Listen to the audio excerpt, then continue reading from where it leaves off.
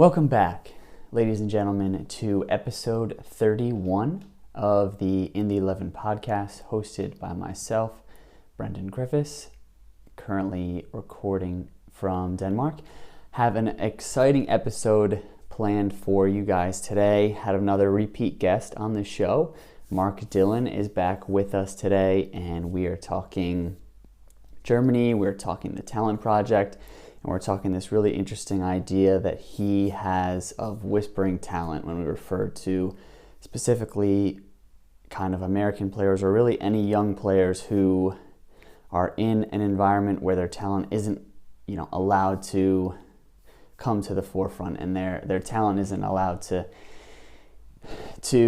be shown to the world yet. And we talk about bringing them to an environment where we can foster that talent and develop players into those superstars that we see, are starting to see some American players do. So for those of you listening, thank you so much for sticking along with my journey and hanging out for all these different episodes. It really means a lot to me. Before we get started, if you can do me a favor and subscribe wherever you're listening or watching this podcast, I would greatly appreciate that.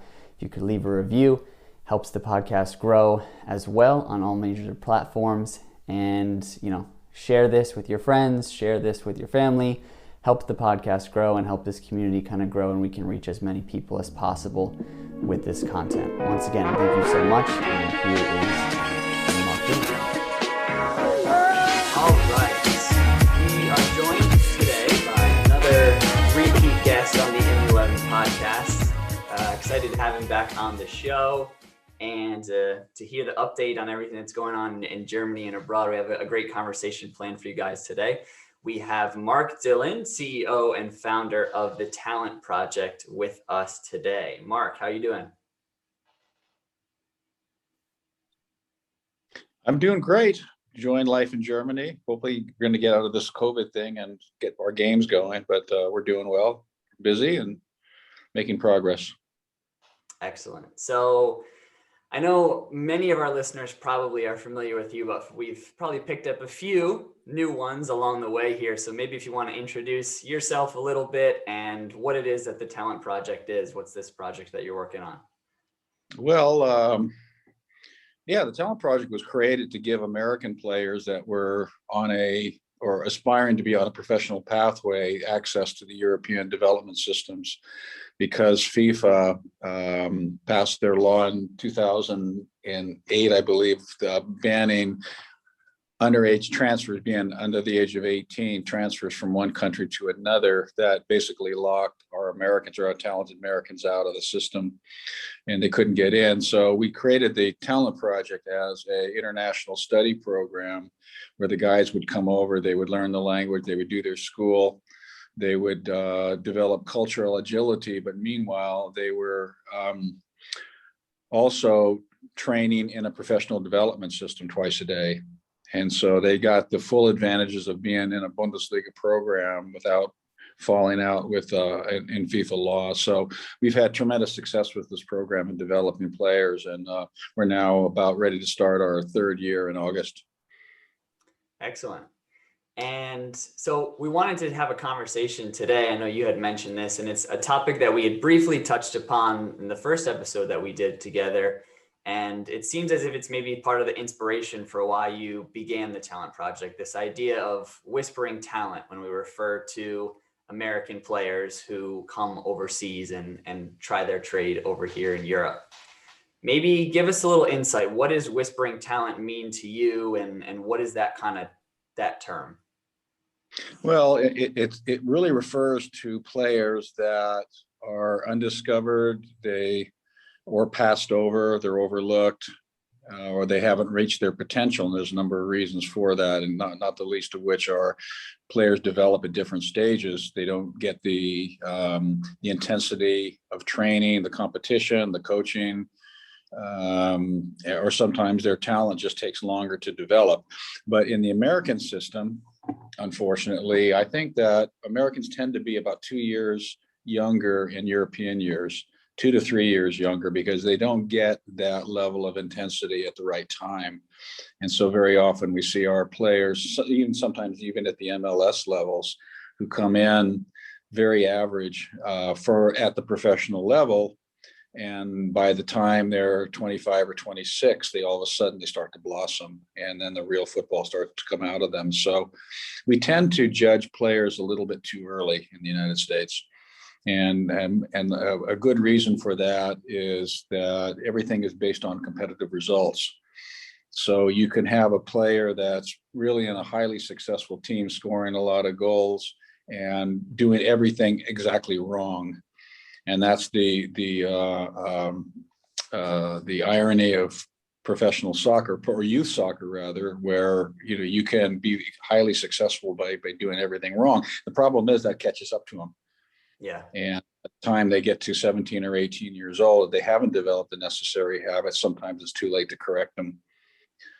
So whispering talent really refers to these kids that are undiscovered, that are not always undiscovered, but sometimes they just haven't developed their full potential. They could be excellent players, but they're capable of much more. And so you want to put them into an accelerated learning environment, an intense learning environment, and all of a sudden, wow, they just explode. So would you say you feel as if the European model, or specifically the German model, in teaching the game and educating players and how to play the game, is that where that whispering talent is then allowed to blossom? Because it sounds like maybe in America there's too much of a focus on that competitive team result than the individual player's development. Well, it's a little bit of both. You have both the team development and you have the individual player, but it all starts with the player. I mean, everything starts with the player. I mean, you can tactic people to death, but quite honestly, if you don't have the players, then it really makes no sense.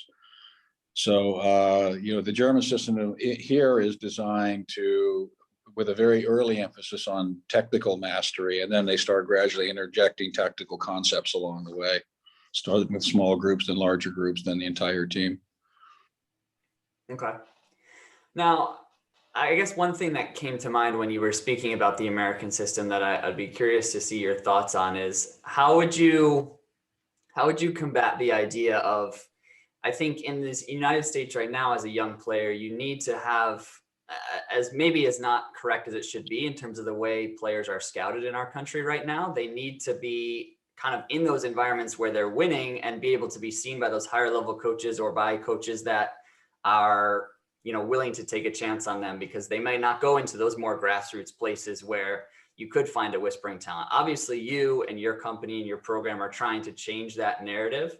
But that way that we scout kind of in the United States is very different than it's done overseas. So what would you say to kind of someone who is trying to combat that way that we scout and develop talent in the States? Well, they're doing better at it because now they have scouting licenses that are being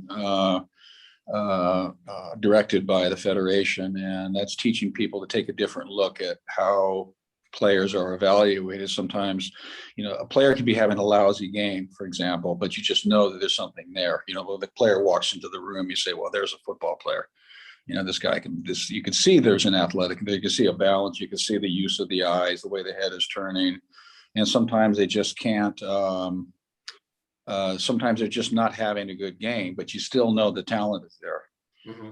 And these are the players that sometimes you really need to pick up. Obviously, if a kid is just lighting it up out on the field, then, you say, we got something special here. But a lot of times it's the hidden talents that takes more of a discerning eye and a more educated eye to be able to pick those guys out.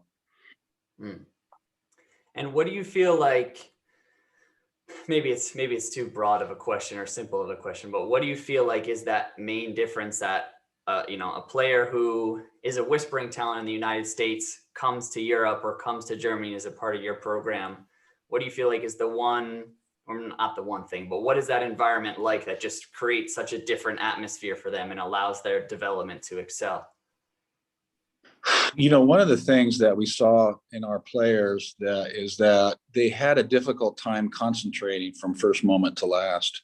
Mm-hmm. And that has a lot to do with the fact that very often players that are on the top teams are dominating their competition. And so, if you get 3-0 up on a team, you have a tendency not to concentrate so much. You have a tendency to let down. Over in Germany, if you're 7-0 up, they're trying to make it 8. And we dial back. And that creates bad habits, unfortunately. You don't like beating up on weaker opponents, but at the same time, we've seen, and I've seen this over a number of years, even with top players that ended up in our national teams, that when they initially enter into the European system, they have these moments where you can see they've shut off. Mm-hmm. It might be just 30 seconds, it might be 60 seconds, it might be 2 minutes, or it might even be a longer period, but there's periods where they just shut off. And when they're integrated into the system here, they're forced to focus, they're forced to develop a much higher level of concentration. So they're completely switched on from first minute to last. And that's one of the big things that is critical in taking a player up to new levels. Yeah, it's interesting that you say that, because I noticed that while I was playing in Germany.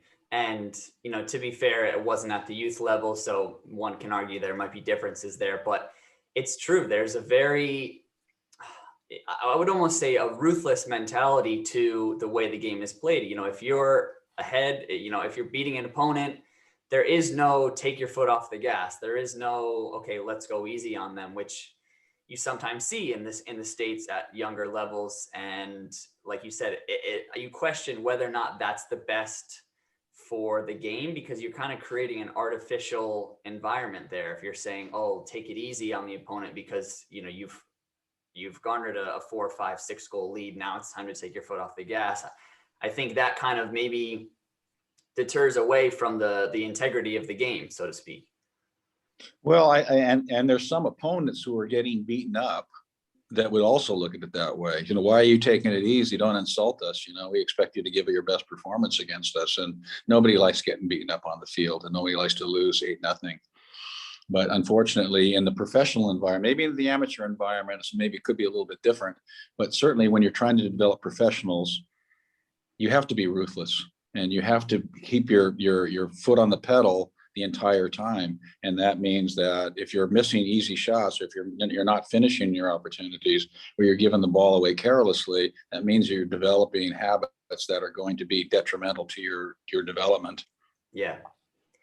And as you create this idea of staying kind of dialed in for 90 minutes as you're trying to teach your players how to do this, what are some of those things that you're trying to do to change their mindset? Is it there a fitness component to it that you feel like maybe mentally they're switching off because they only have 75 minutes of fitness in their legs? Or is it strictly a mentality thing? What are some of the things that you try and instill to change that mentality of maybe, going from 75 minutes of being locked in to now, can we extend that to 90?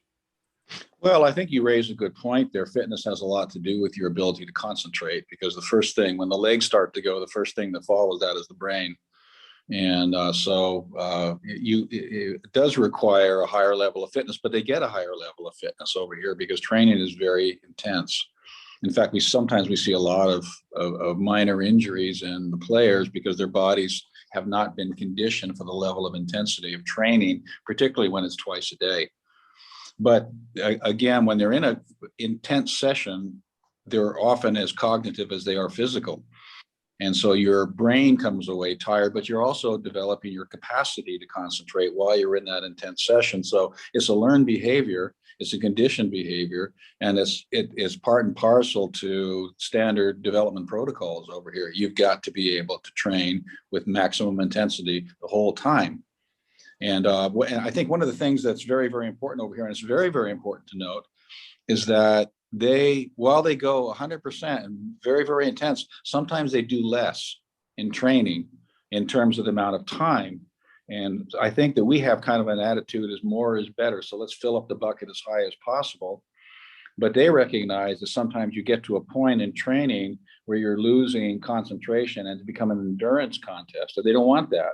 So they may say, okay, let's get down to business. We're going to go fully intensive. We're going to go for an hour and 10 minutes or an hour and 15 minutes, but it's full out. But then you stop and then you go recover, and they take recovery very carefully, very seriously as well. So they don't want to overtrain you. And then when you arrive for training the next time, they want you fully ready to go 100% intense again. So that work also requires to make sure that recuperation and recovery is taken very seriously. Yeah. Yeah. And the recent episode that I just recorded with my coach over here in Denmark, when he had visited Alkmaar in the Netherlands, and they trained every day. They trained for 1 hour, and that was it. But like you said, it was an hour, but it was at maximum intervals. It was incredibly high intensity, and they pushed themselves for that entire hour. And then, you know, the recovery, like you said, was such an important piece of the puzzle. I think a lot of times too, yeah, maybe that's an outdated mindset, and just in terms of physical workload that we have in the States, that you need to do multiple hours a day. And really it's about what kind of energy level can you exert in the time that you're doing? Because like you said, if you get to a 2 hour training plus, then what is really the product that you're putting forth there? Are you really giving forth your best effort by, you know, 1 hour 45 or 2 hours into that session? Well, you get to the point where you're just, it's counterproductive. You know, you've kind of reached the point where you're learning, and you could actually be going backwards as you try to drag the training session on and on. And so that's very, very important, the time management of a session. Now we talk about, you know, developing superior performances. We talk about the 10,000 hour rule. Mm-hmm. You know, they're finding that it's not necessarily 10,000, but it's somewhere between 8 and 10,000 hours. So you're looking at really development of approximately, I think the number is 2.57 hours a day for 10 years. And I'm not sure my math is correct on that, but it's somewhere in that range. So if you take 2 sessions a day and you're at an hour to an hour and 20 or 30 minutes per session, or maybe a longer one, and then you can include recuperation sessions. You can you could include your yoga. You can include your stretching sessions. You can include your film sessions and your video analysis and things like that. So it's not that hard to get to it if you're in a professional development environment, and that requires also the flexibility of your schedule in order to be able to accommodate everything you need. Yeah. And I think the key thing that I learned in regards to that 10,000 hour rule as well was that it had to be deliberate. Like each hour had to be what was called a deliberate training or a deliberate hour towards your goal, right? It can't be, like you said, just filling up the bucket, because that's not getting you close to that 10,000 hours. It has to be, everything has to be done with specific focus and a deliberate action to how this is going to make you better. Like you said, watching film, and like watching it in a real way to analyze the game, not just to watch a match for enjoyment. Those are two different things. Absolutely. You know, and like you said as well, training or recovery, is it actually training where you're working on something that's going to make you better, or you're increasing your fitness level or something like that? Or are you just going to the pitch just to kind of train to kind of clock in the hours? Well, that's exactly right. You can be wasting your time on the training field. And so that's the term deliberate practice, I think, was coined by Dr. Anders Ericsson, who's one of the gurus of talent development. And but that's exactly right. You have to be focused on it. You have to be concentrated on what the session is. There has to be a purpose to it, and it has to take maximum effort in order to really acquire the level of skill and development that they're seeking. Yeah. So do you feel like when your players come over to Germany, how is that transition for them? Would you say it's oftentimes more of an initial shock as soon as they get there, and then they start to adapt to everything that's being placed in front of them in terms of the training environment and a new culture as well? Is that kind of the way that you do it, or is it maybe do those leaps and bounds and when their development come as they progress further on into their time with you? Well, there's an aggregation of factors on that. First of all, we take into account that players are coming in, they're anywhere from 3,000 to 6,000 miles from home. Yeah. They're away from family, they're away from friends, they're in a strange bed, they're away from their parents, and the life that they knew has been left behind. And so there's a certain emotional toll to that. Now, some are really excited about it, and some are frightened to death by it, but they're still in the same environment. So they come in to this place. Now the food is different. They're trying to learn a new language. They're clearly involved in a different culture. The facilities are different. And most importantly, the game from a training standpoint is much faster, and they have to adjust to faster decision, faster control of the ball, faster execution of technique, and this takes some time. And so there is a process that goes from that first step to where they're kind of feeling their way. They're becoming more familiar with their environment, which also gets them more comfortable on the training field. They're becoming more familiar with their teammates. They're becoming more familiar with their coach. They're becoming more familiar with the sort of demands that are on them the minute they cross the white line onto the training field. And so as that aggregates over time, you start to see it build, and you start to see it build, and you start to see it build. And the ones that are really driven, and this is why character is so important, because the ones that are really driven and are really hungry to learn and really love to play are out there. And then you start to see, after maybe a month, 6 weeks, you start to see those subtle changes. And then 2-3 months down the road, somewhere between 3 and 5, you start to see them go bang. You know, all of a sudden their body language has changed, their decision making has changed, their posture has changed, their communication has changed, their speed of execution has changed. They look like different players. And so if there's kind of a yardstick that I like to use with players in terms of where they are in the development trajectory. And very often you can stand, if you stand like 200 yards back, for me, it's about 150 because my eyes aren't so good anymore. But if you can stand far enough back that you can't see their faces and you can't really see them, you can't tell how old they are by looking at their faces and so on and so forth. If you stand back and they look, you can't tell. They look like they're senior players, like the senior pros. Then you know that they're on a trajectory. But if they still look awkward, they still fumble with the ball, they still have those really slower type of motions, then they're farther back in their trajectory. But when you watch a really, really good youth team, and they're say 15 years old, 14 or 15, sometimes you can stand back about that 200 yards, and you don't know if they're senior pros or if you don't know their kids, because they are really well developed. Yeah. And I want to circle back to kind of what you said in the start of that you made a good point that I think it's something that I didn't fully understand before I came over here, was that you kind of mentioned that emotional toll of coming over here and just being away from everything that's comfortable and everything that you've known for your whole life. There's definitely a certain level of just uncomfortableness to that. You have to adjust, and there's so many new things and so many new stimulus in your environment that you're just taking in all at once. And I think the players that really do well, and that's why you said that trajectory is 3 to 5 months out, where you start to see those things start to happen. That first month, that initial shock is tough. And some players kind of fold in that pressure. And I've known players who they get there and it's just too much, and then they go back. And it's hard to push through that first kind of initial wave, but then, like you said, that makes you stronger. And then that 3 to 5 months period is when you start to settle down a little bit. You start to become more comfortable in everything that's off the field as well. And that then can translate to on the field performance. Absolutely. That they need time, they need patience, and you brought up a very good point, is that a lot of really, really talented players end up going home. These are what we call talent killers. This environment, this inability to adjust to the environment that they're in. But we tell our players that, and it's absolutely true, that we only read about the stars. We only watch the stars on the weekend. We don't read about the guys that didn't make it, that might have been just as good.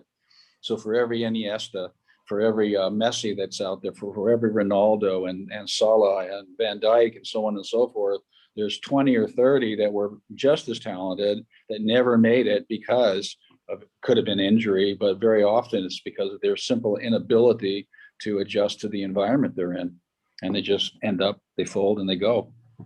Yeah. So this is where mental strength comes in too, and character. Yeah, and I think there's so many levels in between as well. Especially for us who love to follow the American players that go overseas. We love to see the success stories of the Weston McKennies and the Gio Reynas and the Josh Sargents. But I think, as you mentioned, there's a handful of players as well who come over and then go back because they just don't make it.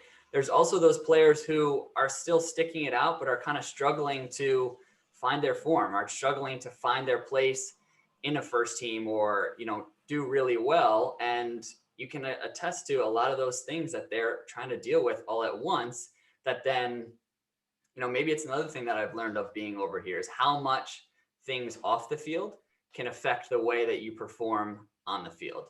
You know, it's very simple to just say, oh, he's, you know, he's playing over in Europe and that must be amazing and everything must be perfect. Well, maybe from, you know, from an outside perspective, when you don't truly understand what's going on, it's easy to just assume that, but there's just so much that goes into trying to perform at a high level. And a lot of that has to do with everything that's going on in your life off the field.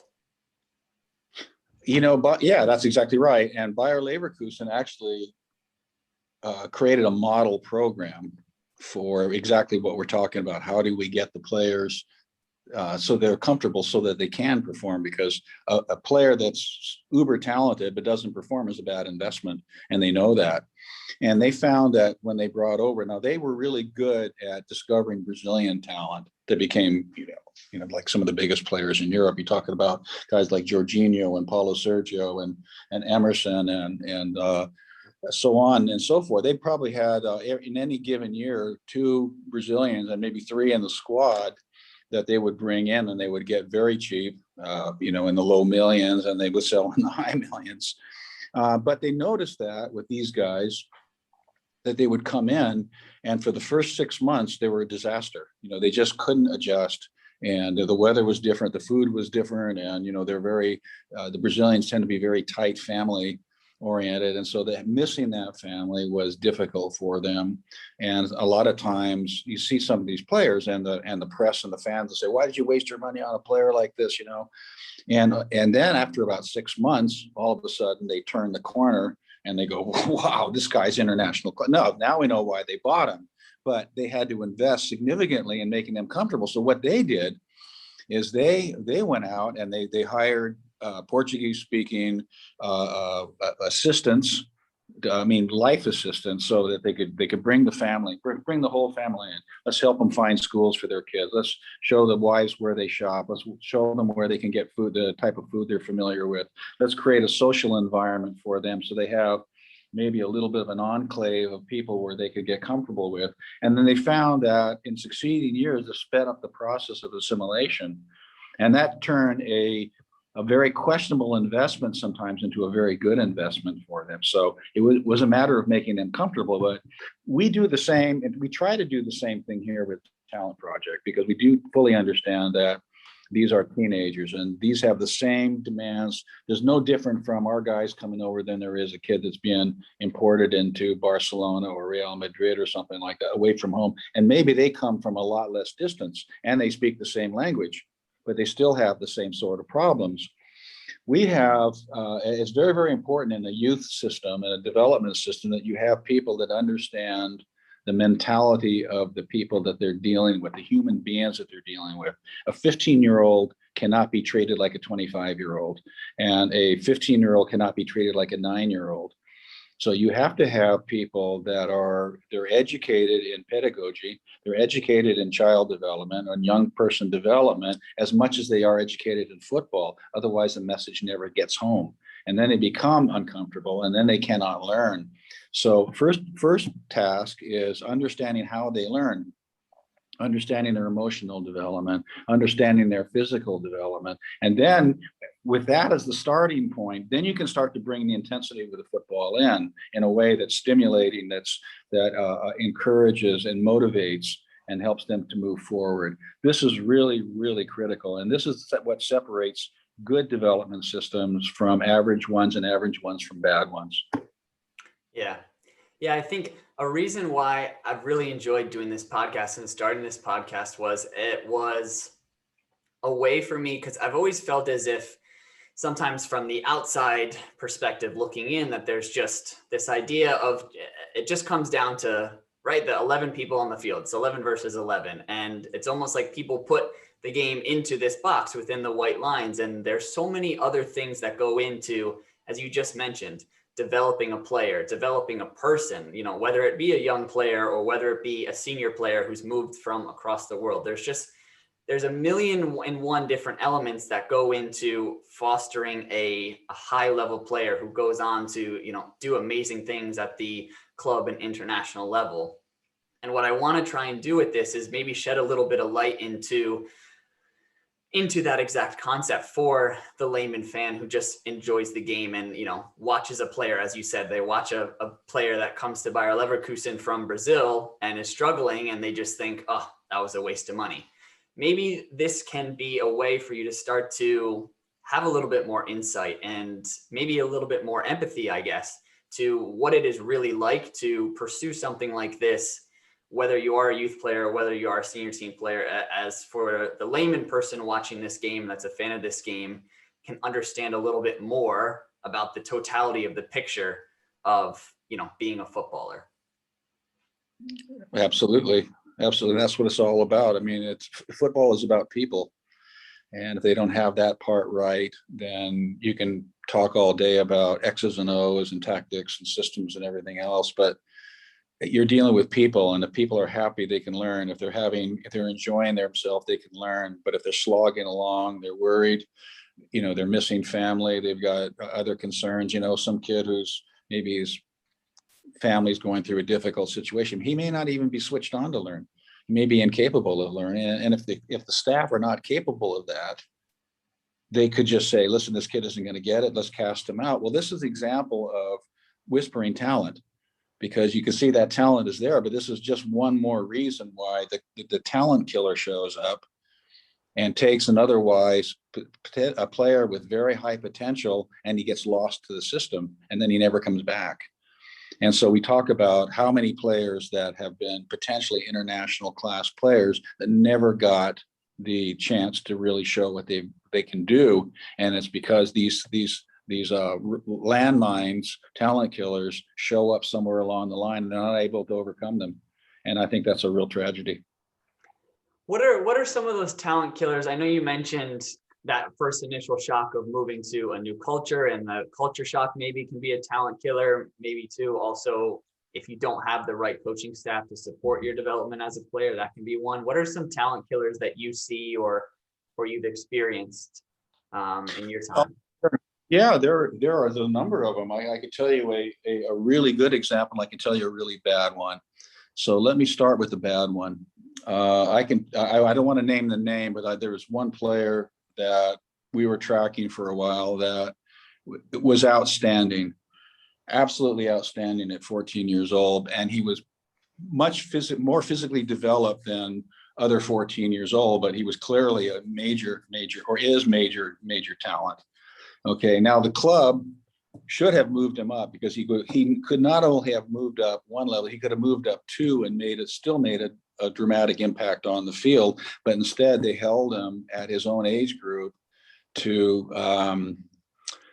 create more success for the club. And they feel like they would sacrifice this player's development in order to win more trophies and celebrate the club. Okay, now to me, this is tragic, absolutely tragic. And it's, you're willing to sacrifice a kid's upward or potential in order to have those short-term gains. Now, I'll tell you a good example. Ajax had a phenomenal young midfielder at 14 years old, named Wesley Sneijder. Now, most people that follow soccer know Wesley Sneijder. He was a vice world champion in the World Cup for the Netherlands. He won the Champions League with Inter Milan. He played at Real Madrid for a number of years, and he's absolutely international class. Wesley had a problem. As an attacking midfielder, he didn't know how to press. And he always, when the team lost the ball, they were basically defending with 10 players.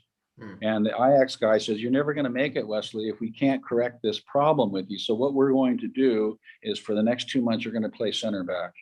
Now, Wesley Sneijder's not the biggest guy in the world. In fact, he's not big at all. He's quite small. Yeah. Okay. Now, so Ajax is telling their team that we're going to be exposed in the middle of our defense because we have an way undersized center back that doesn't like to tackle. but we're willing to sacrifice the success of the team because we believe this guy is going to be a big star for us in the future. And we're not here for the youth team. We're here for the future, to develop the future. So Wesley had to go back. He had to learn how to mark, but more importantly, he had to learn to read what are the players upfield doing to make my job easier back here. And when he started to spot where this guy wasn't running, this guy was pressing, but the other one wasn't closing up the space, he realized where he became deficient. And so when they moved him back, when he learned this lesson, they moved him back up the field. He developed up to international levels. By 17, he was already being considered for the full national team in the Netherlands, and he was playing in the first team in the Champions League. Mm-hmm. So this is an example of one club saying, we have to think about the future and we have to think about maximum development. And another one's thinking it's only about competitive results at the early age. Now, in your experience as a coach, and maybe even more now with your experience with the Talent Projekt, have you ever had instances like that where you maybe try something seemingly a little bit unorthodox with a player, or try something new to shift their perspective within the game? And have you ever experienced maybe resistance or questioning from a player of, I've never experienced something like this in the States. How is this training going to help me? Or how is this new position that you want me to play going to further my development? Well, you see that all. I mean, not just with us, you see it everywhere. A lot of times you see players that think that they're in one position, but you're watching him and the other coaches are watching him and you say, he doesn't have the characteristics to be successful.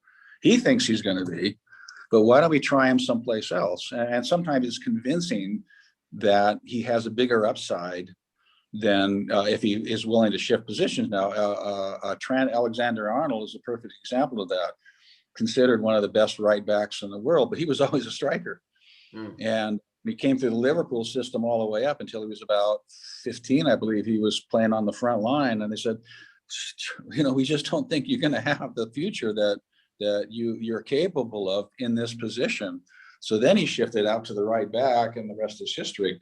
Virgil van Dijk is another example of a player. I mean, he's arguably the best center back in the world. He couldn't make it as a right back, and he was actually kind of small. This guy's a monster, right? Yeah. But he was on the small and the frail side, playing right back, trying to make it through the divisions in as a young player and trying to make it at an academy level. And he was really, really struggling until one year he grew 8 inches, and they moved him to center back. He started filling out, and he still struggled for a few years before he had a few intermediate stops before he ended up at first it was a Groningen. The Groningen said, does anybody, I'm in the Dutch league? No, nobody was interested in it. None of the big clubs said, no, we're not interested in him. He's just not going to be good enough. And then next thing you know, he transfers to Celtic, then to Southampton, to Liverpool. And you see, it was kind of a circuitous route for this guy to get from here, where he had to be convinced that he could play a different position and then develop that position, and then bang, bang, bang. And then, now he's developed into quite a player. Yeah.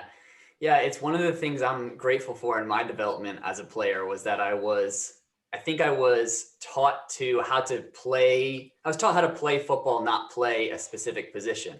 And it's allowed me some versatility and to almost become a utility player in clubs that I've been in the past, where I can, because I understand the game and I understand the technique of different positions, I can play different positions, and it allows me more time on the field. And I had an interesting conversation recently. I would be curious to hear your thoughts as well, is the idea of specializing versus becoming just a quality football player, regardless of position. I think there's always going to be a place in the game for players who can do one very specific thing or play one very specific position at a high level. But you see the way that the game is evolving, and oftentimes you watch some of the best teams, and sometimes it almost looks as if it's positionless football. Like we talk, and I'll even compare it to, sometimes I feel like the way that basketball is moving right now, there's not really a point guard every time. Sometimes you'll see a 7-footer dribble the ball up the court and run the offense. And it's a very fluid way that the game is played. And I often see that in kind of on display in football as well, that there's sometimes a bit of a positionless kind of game. And it's just, can you read space and read angles and read the opposition to exploit whatever, whatever is the best place for you to attack, regardless of position. What are your thoughts on that kind of concept of maybe generalization versus specialization? Well, first of all, I think you can take two really, really good coaches or really good development people or even top level clubs and have a really good debate about that, because some on a really high level will say we specialize our players early. We want them to master that position, and that's where their future, they're going to make it there or they're not. Another one is going to say, well, we really want to develop general players who have a real good feel for the game. Now, somewhere in the middle, they meet, because the guys that are specializing are still wanting the guys to understand what's happening on other areas of the field and still operate there. So that's a little bit of a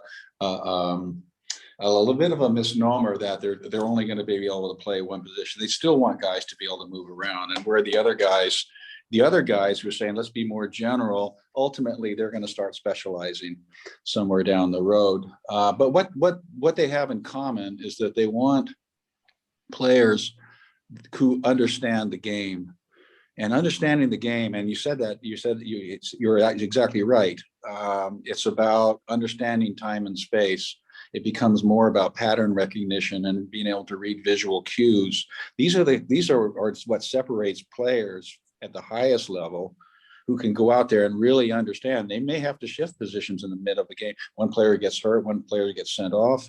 They have a tactical situation where they have to evolve, but good players can evolve within a game without necessarily having the coach have to shout instructions from the sidelines. They read what's happening. The guy at the back says they're playing with 3 strikers. Let's adjust our midfield. The guys in the midfield are saying they're playing with 4 at the back. Let's adjust our front line. They can see that because they understand the game, and they're able to shift things as the game goes along. And this is what we saw with the Talent Project as we started playing. When you're playing the Schalkes of the world, FC Bayern, you're playing teams like Utrecht or Vitesse or Borussia Mönchengladbach. Players are really, really good, and they're really astute. They're tremendous athletically. They're technically perfect, and you can see that they understand the game because they're thinking constantly. And you can see that they're starting to shift themselves within the match as they start to look for where is the team playing, how are they moving the ball. And this is a matter of understanding. And so whether you're specializing, whether you're generalizing, these are the necessarily elements that are going to take them up to the higher level. So they'll all agree on that. Now, as your players come over and they become immersed in the Talent Project and they become immersed in the system of German football, what's some of the feedback that you receive from your players about maybe differences that they experience in terms of play? Or I'm just curious to see what is kind of your players' thoughts and reactions to coming over and being a part of this. Well, I mean, I think they'll all tell you straight off the bat, the game is much faster. They have to. It's not that, if you're driving a car at 90 miles an hour and you're cruising along on an open freeway, and then all of a sudden you get a little bit of traffic, or you for whatever reason you have to you slow down to 60.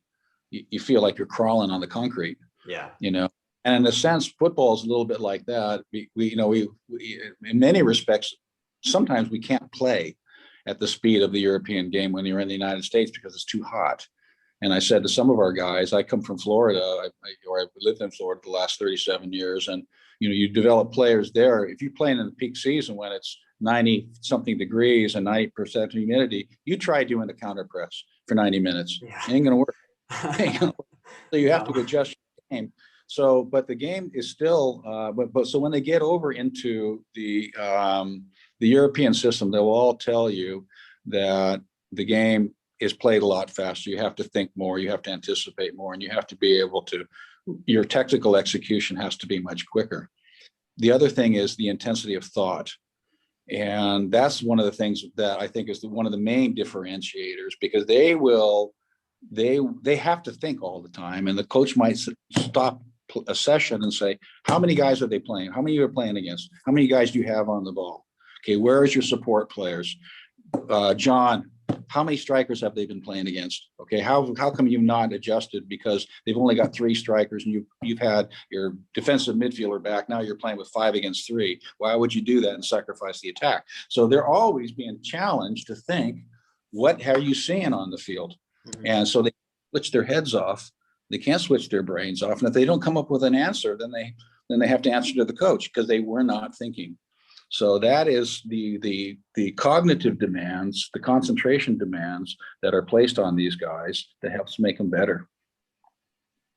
Yeah, it is an interesting point as well that you mentioned about geographically. I think something that's unique and maybe climate wise about the United States that you would get that's different from coming over here, where essentially in Germany, the climate is the same regardless of where you are. You know, I can even attest to that, being a player who grew up in upstate New York and played all year round. Then I would go down to Florida and play a tournament, and, you know, by game 2, like I'm cramping up because it's a completely different thing to adjust to. It's almost like you're playing 2 different games.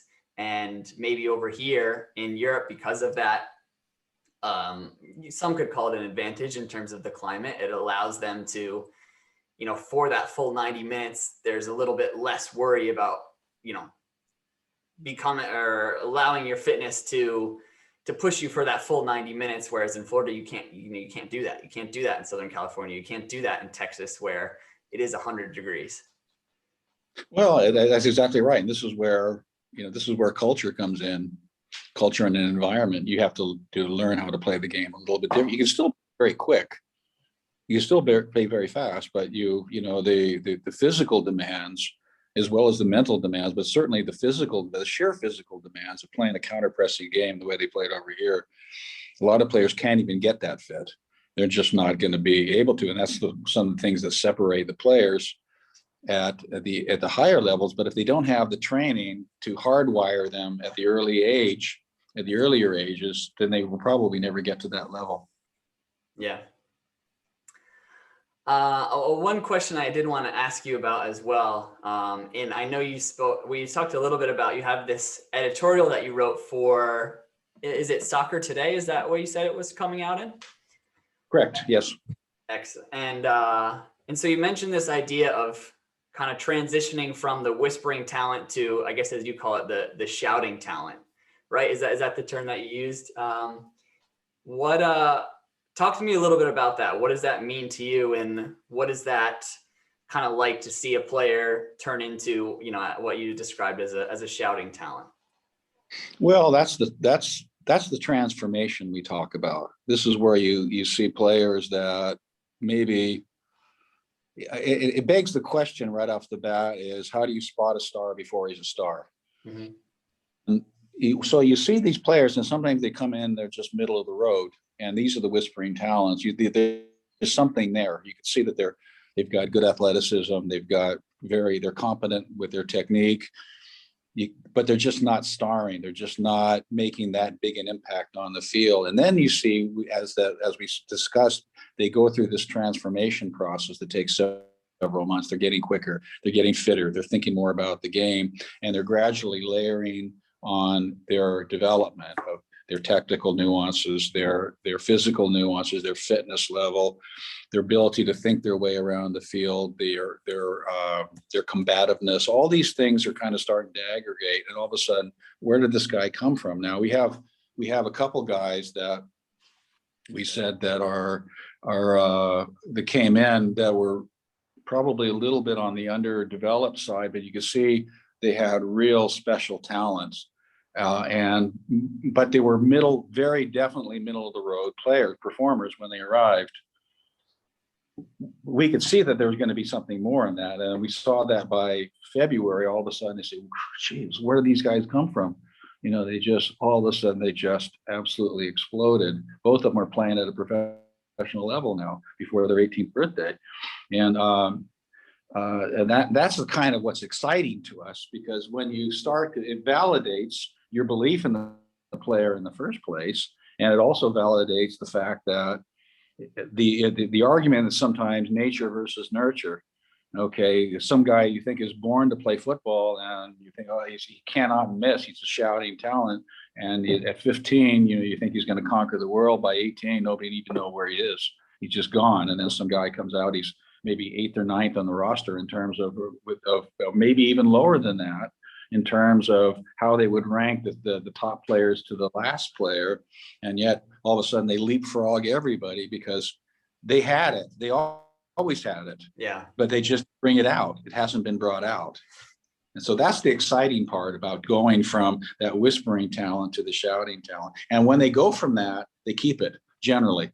They don't go from whispering to shouting back to whispering. They generally go, and it's generally an upward trajectory until they reach their peak, and whatever that peak is. But yeah, that was going to be my follow-up question, was just how rewarding or how exciting is that for you, to see your philosophy kind of come to life in the form of a player that's, able to make that trajectory. And maybe you don't have to say what's the most rewarding part. Is it finding the that whispering talent, or is it to see them then become that shouting talent? Like, I'm interested because, I have a passion for coaching as well. I did a little bit of coaching, and it's a very unique feeling to feel like you are helping a player reach their full potential. So I guess on a personal note, how rewarding and how exciting is that for you to see your project have that kind of success? well, I mean, that's what keeps us going, because the game itself is imperfect, and circumstances are always imperfect, and you have ups and downs, and you have ebbs and flows, but it's all about the players and the relationships with the players and seeing them develop. And that when they come in, they're hungry and they want something, and when you can feed them and you can give them more, and then you can see them develop and you can see them get to that next level. That's what coaching is about. That's about taking players to the next level, which is why, we cannot allow competitive results to hold those players back. Okay, we can't be selfish with our players. We have to continue. That's our job as coaches. If you want to, if it's all about playing at winning championships and trophies at an earlier age, then go to the AYSO or some rec league or something like that, and everyone's happy and they'll all be out of the game at 18. So what difference? But anyway, what we could get back to that, the coaching aspect of it and the reward of that, really, it's unbelievable when you see your players do well, and that's what we're here for. Yeah, sounds exciting. This has been a lot of fun. Another great interview. If people want to read a little bit or learn a little bit more about your thoughts on this idea of whispering talent, I know we just spoke about that editorial that you wrote. Where can they learn about that? Well, Soccer Today has my editorial coming out shortly. We have some information on our website, talentprojekt.com. That's German talent, pronounced as spelled the German way, projekt.com. And there's a lot of really good material out there if people are interested in finding and learning about whispering talent. Now, the guy, I'll give you a clue. The guy that really came up, he called it Talent That Whispers. His name is Rasmus Ankersen, and he was a coach from Denmark, where you're at now. Mm-hmm. And he came out with this book called The Goldmine Effect, which is, he was an academy director of a football club out there, and he had a player that was they didn't want to take at 13 years old. They just said, "Oh, he's a pain in the ass. He's unmotivated, and we don't think he's got any talent whatsoever." And all 5 of the coaches that he had on his staff said, "Oh, don't take him," but they needed another player. And so they said, let's get this guy, we're going to give him a shot, So he gets in and he started going. Well, 5 years later, he's playing in the Champions League. He's Danish. This is Simon Kjær. And he's going for millions and millions of euros, transferring, playing at the biggest clubs in Europe. But he could have been tossed aside. He was a whispering talent. So he thought about that, and he wanted to say, where do these talent hotbeds come from? And so he went to Ethiopia and Kenya to look at the runner hotbeds there, and to a ski hotbed in Sweden, and there's these various places around the world where all of a sudden these hotbeds emerging. Tried to figure out why that is. It's all about environment and people that were there to coach and so on and so forth. Anyway, it's called The Goldmine Effect, Rasmus Ankerson. And another fabulous, fabulous book, which should be must reading for every coach, is Daniel Coyle, The Talent Code. And he does a lot of really good description about how real talent is developed. And I think both of these books are very worthwhile for anybody interested in developing young people. I'll have to add them to my next two books, my next two reading lists. All right. Thank you so much, Mark, for coming back on. It was a great talk, great conversation. Always good to catch up with you, and hope everything goes well with you in Germany. Thanks, Brandon. Appreciate it.